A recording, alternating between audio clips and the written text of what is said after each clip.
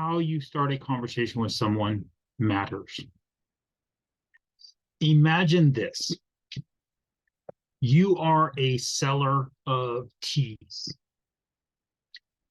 and you walk into a local tea shop, and the patrons are sitting around sipping their tea.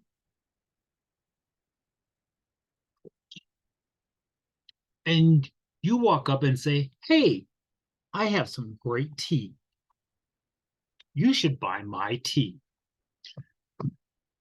How would you expect the shop owner to respond?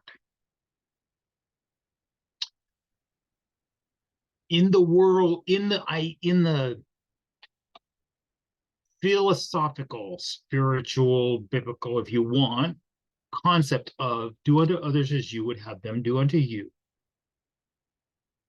would you want someone to come into your place of business and try to sell your product to your existing customers? How you start a conversation with someone, especially when it's in their space, matters.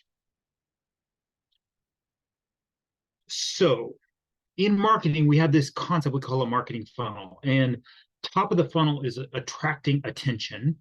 And middle of the funnel is filtering people who actually need your services, asking clarifying questions, allowing people to opt out. It's deliberately a leaky funnel.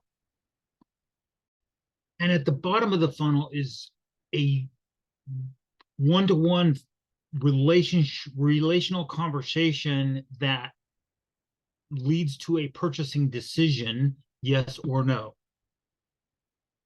And then we initiate a nurturing conversation, a nurturing relationship because we don't want to just write people off. So when someone has a top of funnel activity going on, they're interested in having lots of conversation with lots of people. And absolutely, when someone has a public group in a social media environment, that is expected to have interactions with lots of different people. However, if you're that person and you walk into, imagine that group on a social media platform who shall remain nameless, but whose initials rhyme with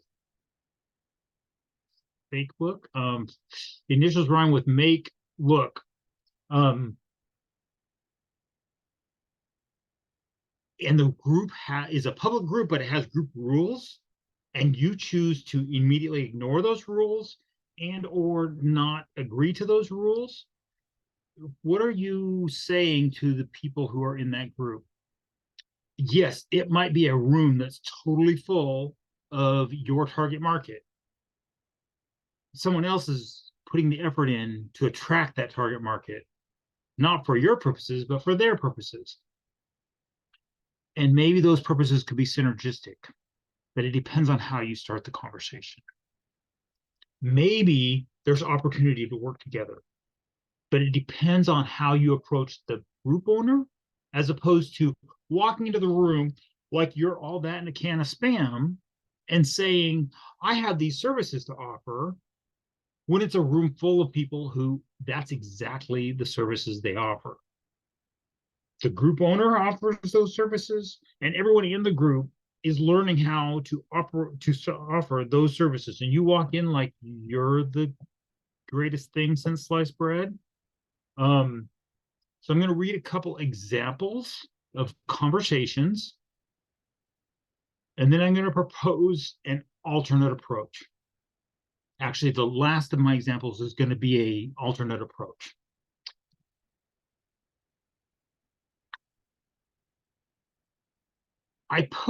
So the comment to me, I posted seeking for job to help people. My question, does posting for a job result in jobs? And instead of answering the question, I only posted so I can get hired and render my skills in helping people's business grow. My question to them is, does it work for you in other people's groups? And is the group owner the one that's hiring you? cold contact, not out of the group, just because I'm well known in the community surrounding high level. Hey Keith, hi. Do you have any job offer for me? I'm looking for a job as a high level virtual assistant. Well, is this prospecting method working for you? Are you getting the results you want?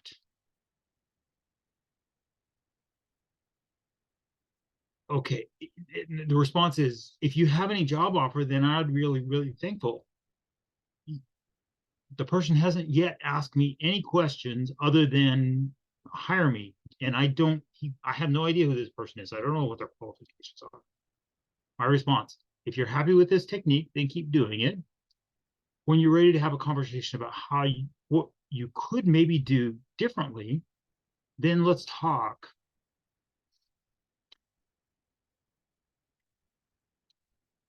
I don't understand your point, is the response. You walked up to me and you asked me to hire you. I have no idea what you are, who you are, what your background is, what your skills are. More importantly, you don't even know me or what my needs are. So how can you know whether I even need something you can do? And then I offer, I can help you learn a better way to present yourself, but only if you're willing to learn.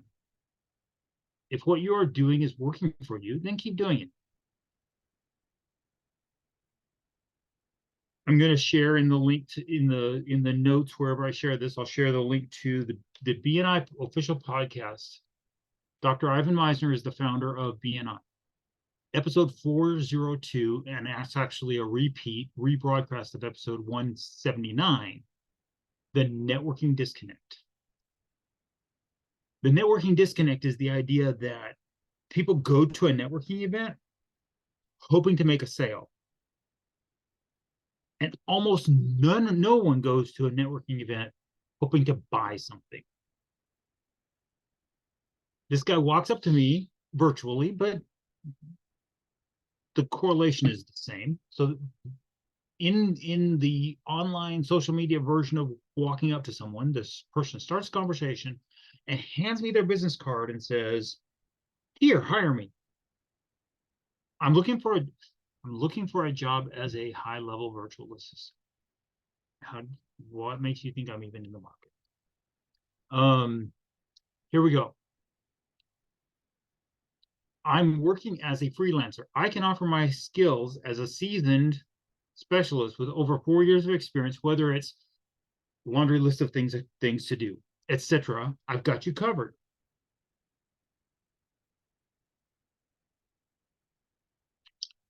I just work with agency owners and businesses. I don't have a high level account. So at one point in this particular conversation, the person said, I'm said yes to me asking if they want training. And then I know for a fact they haven't, they didn't respond to my most recent question about what they learned from the most recent training. Brand new approach. Hello there. How are you doing? I'm a CRM expert. I offer laundry list. Let's connect to discuss your needs. I ask, is this method of contacting people working for you? So far, no response on that one. But that's what's driving this this recording. Brand new, a different request. Hey Keith, I'm so and so. We're working on campaigns for this and this and this. We do this. Let me know if you have any requirements. I'll appreciate your prompt response. Cheers. Is this cold outreach method getting the results you expect? Sure, we've been using this method for 5 years. Okay, good. Good, then you don't need my help. What's meant by this?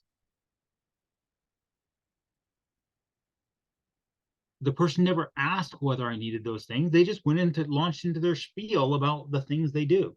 They never asked me. I appreciate your prompt response. That's not a request. That's not a question. That's um that's a sales pitch. That's an attempt to close. And we haven't even had a conversation yet. New one. And here's so all of these people making these cold approaches, and I'm trying seriously, I am trying to be helpful. I think all of these people are seriously important people in the world. They're people that have personal and family obligations that they need to provide support, financial support for. Um, I don't doubt that at least some of them have all of the qualifications they claim to have. However, their approach is a sales pitch, it's an elevator pitch, and it's a premature elevator pitch. Actually, there's another BNI podcast. So this other podcast by, again, Dr. Ivan Meisner, the founder of BNI, is episode 741, which is a rebroadcast of episode 147, premature solicitation. Premature solicitation is when you walk up to someone in a room and you stick out your hand and say, "Hi, I'm Keith. Would you like to buy my thing?" Dude, I have no idea whether that person needs my pen or not. Thank you, Home Master Sarah and Herb Daniels. I have no idea about that person, but I'm walking them and I'm sticking my hand in their face and I'm asking if they want to buy my pen. Let's slow down the turnip truck. Life's okay. Let's figure out whether we even like each other before we can figure out whether we can trust each other. And then we can build on whether or not we want to do business together. All these people are practicing premature solicitation. So I'll provide the links to those two BNI podcasts in the notes. So check this as a different approach. Hey, Keith, hope you don't mind the direct message. I would really appreciate some beginner level answers on some SaaS, software as a service questions if you have the time. Greetings, thanks for asking.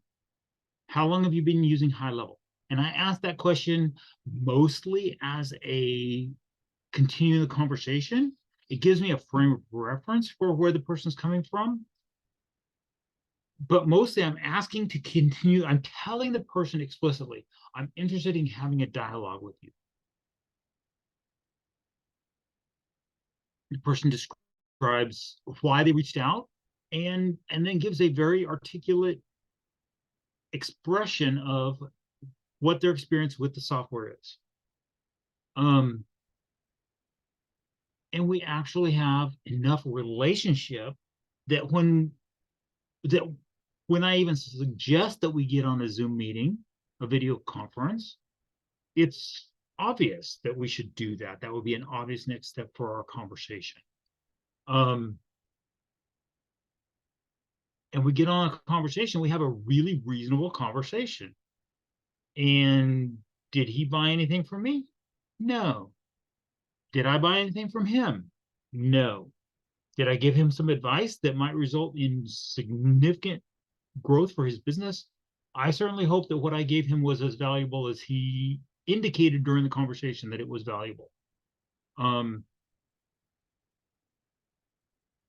Meanwhile, I learned things from his answers, even though he's newer in the particular, in the high level software, even though he's newer in business, I learned things from how he's approaching the business that is valuable for me.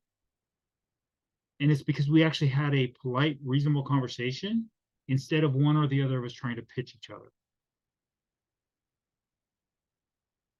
So here's the point. Don't practice premature solicitation. When you walk up to someone virtually, maybe even more importantly, virtually, Oh, so I'm gonna I told the story about the tea shop analogy. Imagine it a different way.